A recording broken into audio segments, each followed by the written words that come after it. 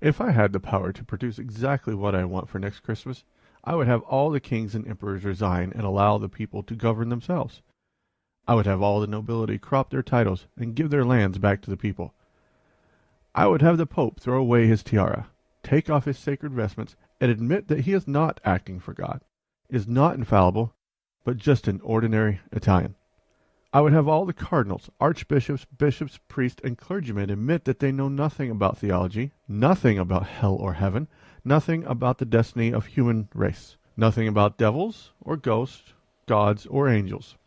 I would have them tell their flocks to think for themselves, to be manly men and womanly women, and to do all in their power to increase the sum of human happiness. I would have all the professors in colleges, all the teachers in schools of every kind, including those in Sunday schools, agree that they would teach only what they know, that they would not palm off guesses as demonstrated truths. I would like to see all the politicians changed into statesmen, to men who long to make their country great and free, to men who care more for public good than private gain, men who long to be of use. I would like to see all the editors of the papers and magazines agree to print the truth and nothing but the truth, to avoid all slander and misrepresentation, and to let the private affairs of the people alone.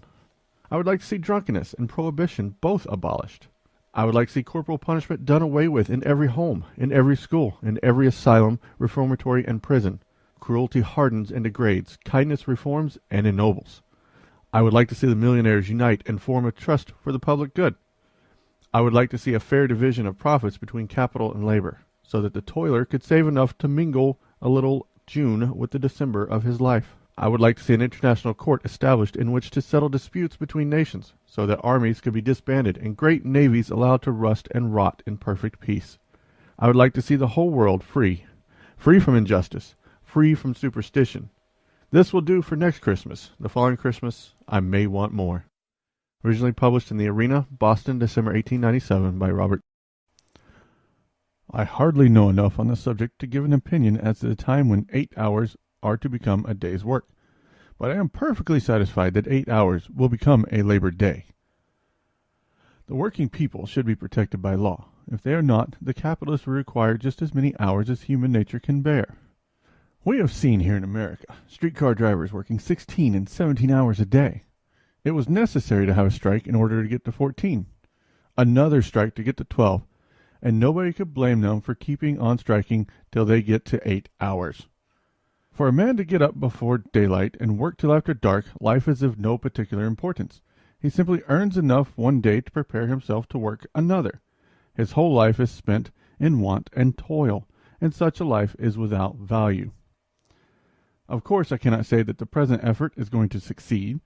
All I can say is that I hope it will. I cannot see how any man who does nothing, who lives in idleness, can insist that others should work 10 or 12 hours a day. Neither can I see a man who lives on the luxuries of life can find it in his heart or in his stomach to say that the poor ought to be satisfied with the crust and crumbs they get. I believe there is going to be a revolution in the relations between labor and capital. The laboring people a few generations ago were not very intellectual.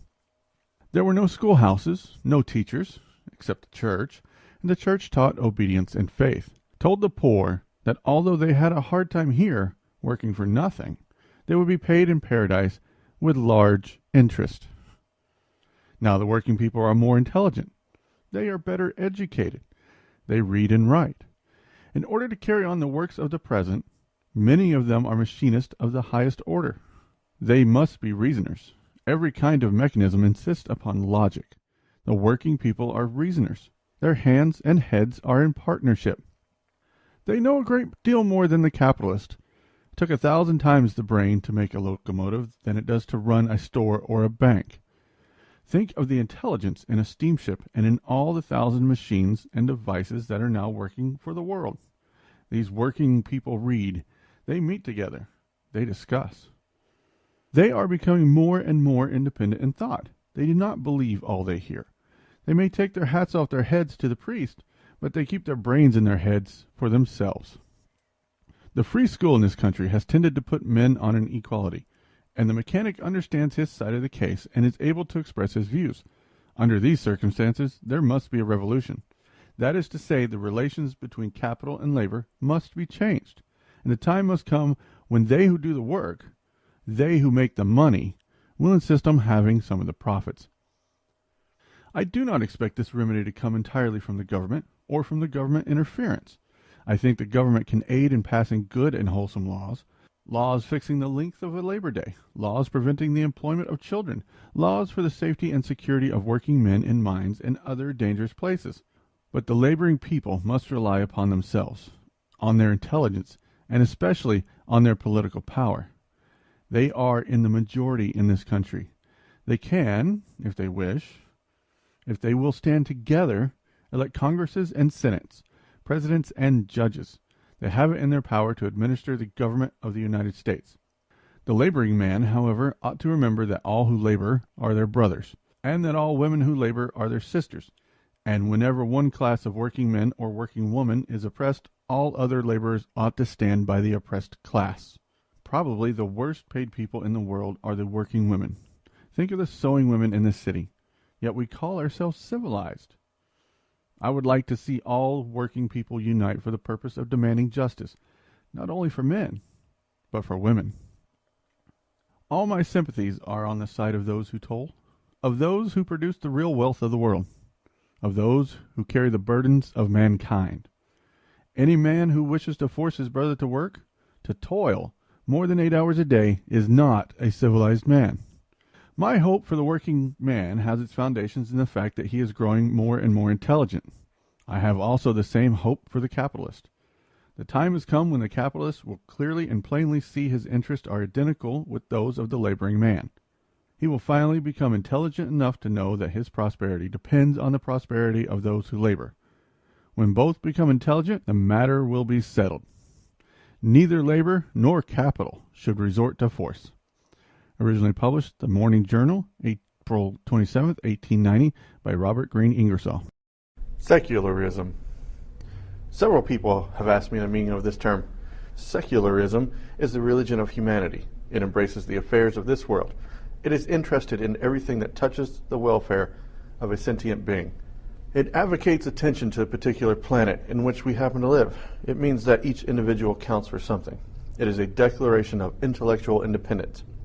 It means that the pew is superior to the pulpit, that those who bear the burdens shall have the profits, and those who fill the purse shall hold the strings. It is a protest against theological oppression, against ecclesiastical tyranny, against being the serf, subject, or slave of any phantom, or of the priest of any phantom. It is a protest against wasting this life for the sake of one that we know not of. It proposes to let the gods take care of themselves. It is another name for common sense. That is to say, the adaptation of means to such ends as are desired and understood. Secularism believes in building a home here, in this world.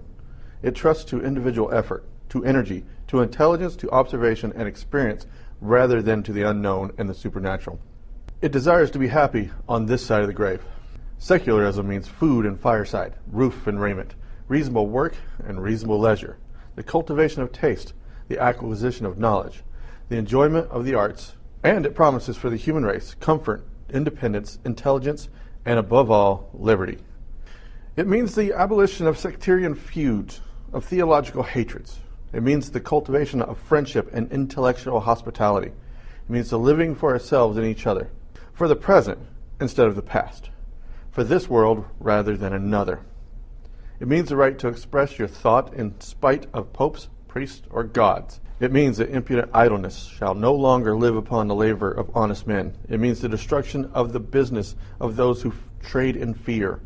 It proposes to give serenity and content to the human soul. It will put out fires of eternal pain. It is striving to do away with violence and vice, with ignorance, poverty, and disease. It lives for the ever-present today and the ever-coming tomorrow. It does not believe in praying and receiving, but in earning and deserving. It regards work as worship, labor as prayer, and wisdom as the Savior of mankind. It says to every human being, take care of yourself so that you may be able to help others. Adorn your life with the gems called good deeds. Illumine your path with the sunlight called friendship and love. Secularism is a religion that is understood. It has no mysteries, no mumblings, no priests, no ceremonies, no falsehoods, no miracles, and no persecutions. It considers the lilies of the field and takes thought for the morrow.